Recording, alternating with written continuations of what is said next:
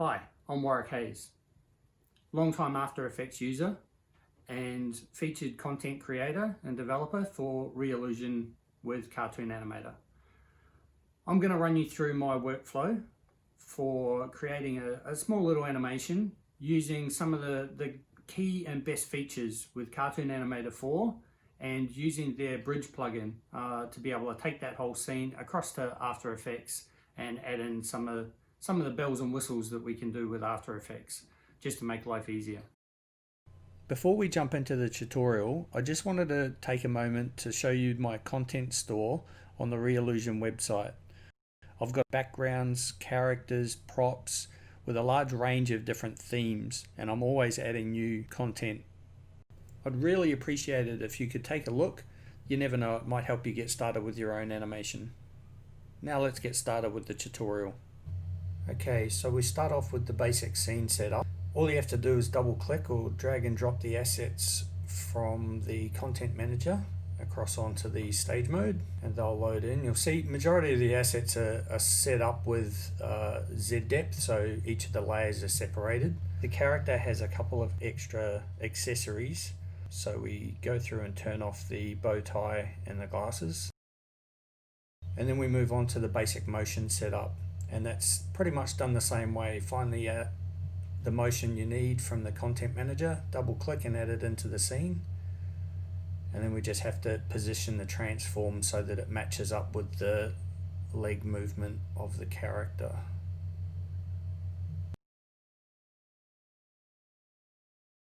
With lip syncing, I like to do that manually, so awesome, you know that? I'll delete out the automatic lip sync.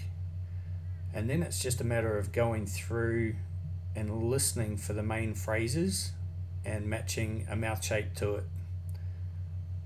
Takes a bit of time, but it's well worth it in the end. And that's just switching between mouth sprites of that character. You guys are awesome.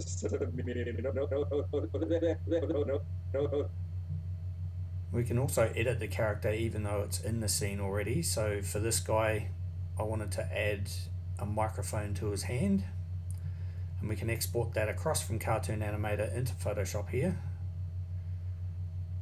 And then it's a matter of finding a hand that was going to look good with a microphone in it, add the microphone, and then save, and it would sync and link back up with the character that's in Cartoon Animator.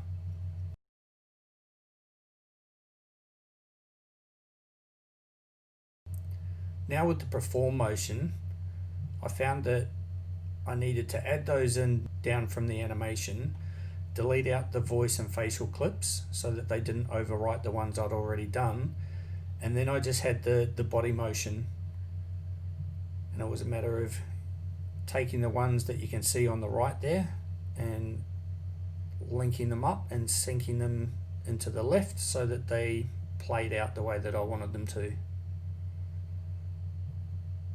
Top and tailing them and matching them up with the audio. Thank you everybody. You guys are awesome, you know that? Especially the blonde sitting over here.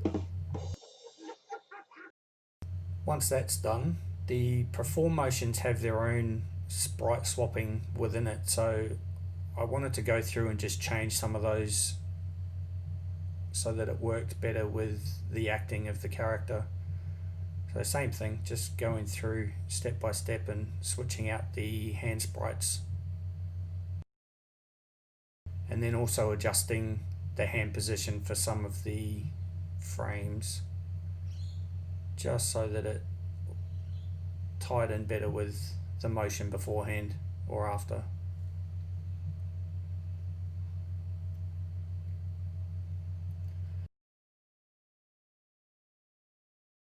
And finally with the character, I just wanted to add in a little bit of head movement.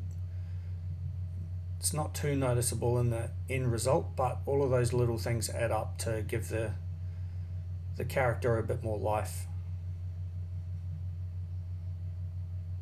So it was just a matter of moving through the scene, moving the gizmo so his head slightly moved when I needed it to.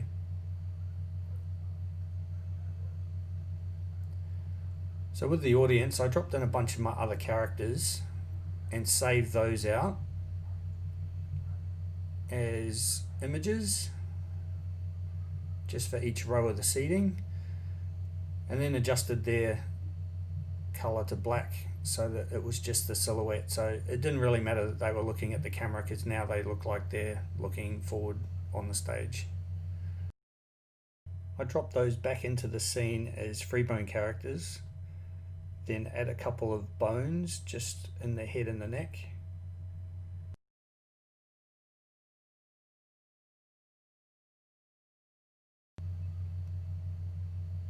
Adjusted them back into their position on the seats, and then just went through on the scenes that they were seeing and gave a little bit of head movement here and there.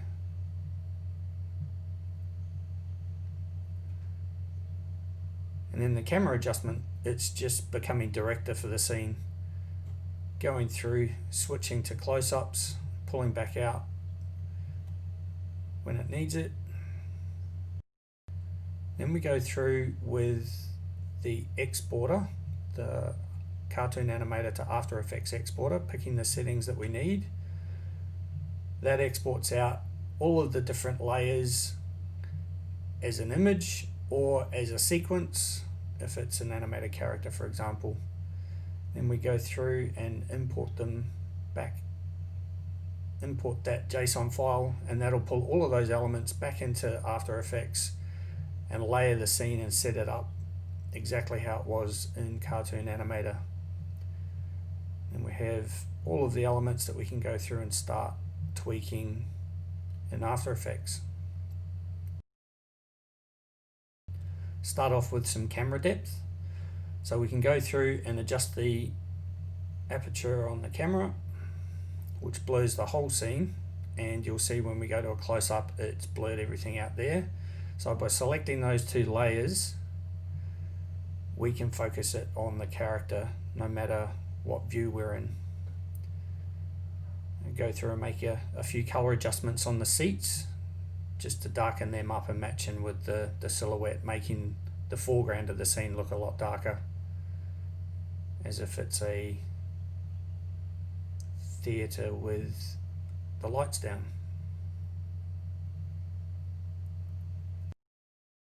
Now we can focus on the character and add some effects to him.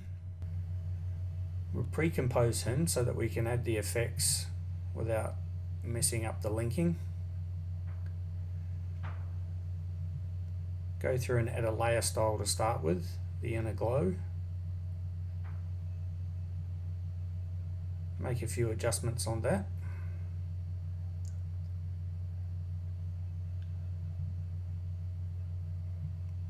That just highlights him a little bit on the center once we make those adjustments.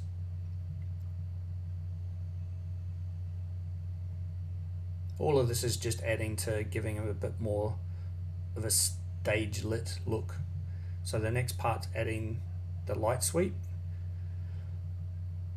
Go through and make the adjustments there. So basically this is going to give a rim light to the character as if it's being lit from one side.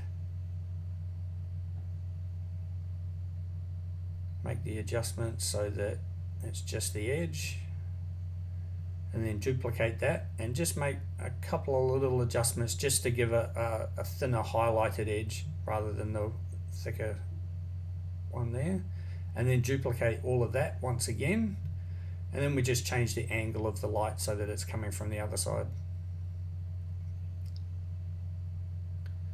Next is shadow. Duplicate the layer of the character and we add on the radial shadow.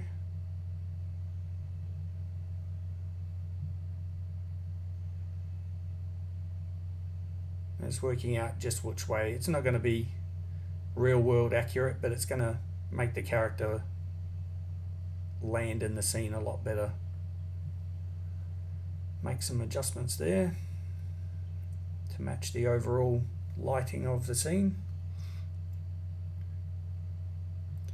Then I added a mask to the bottom part just to block it out along the floor.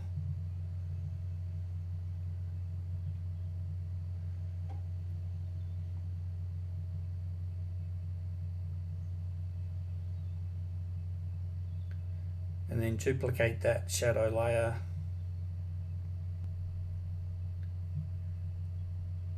then add a drop shadow on that layer,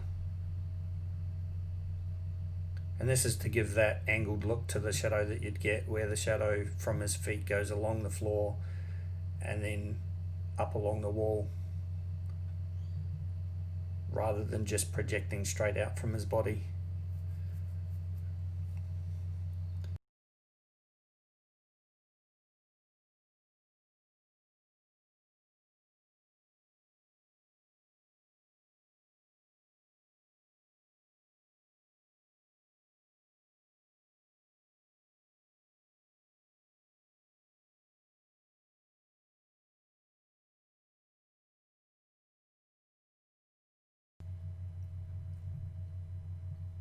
Then we had the corner pin effect, just to be able to distort that shadow and line it up with the one that's on the wall a little bit better.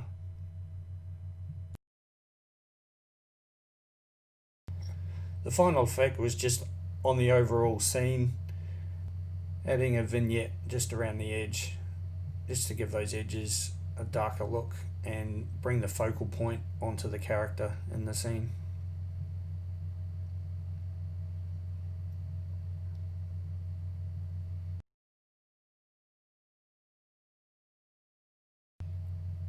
And then we're done.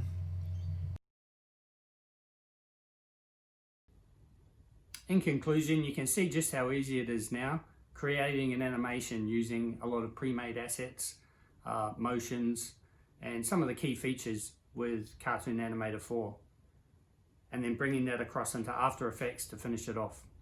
So why not give it a go yourself?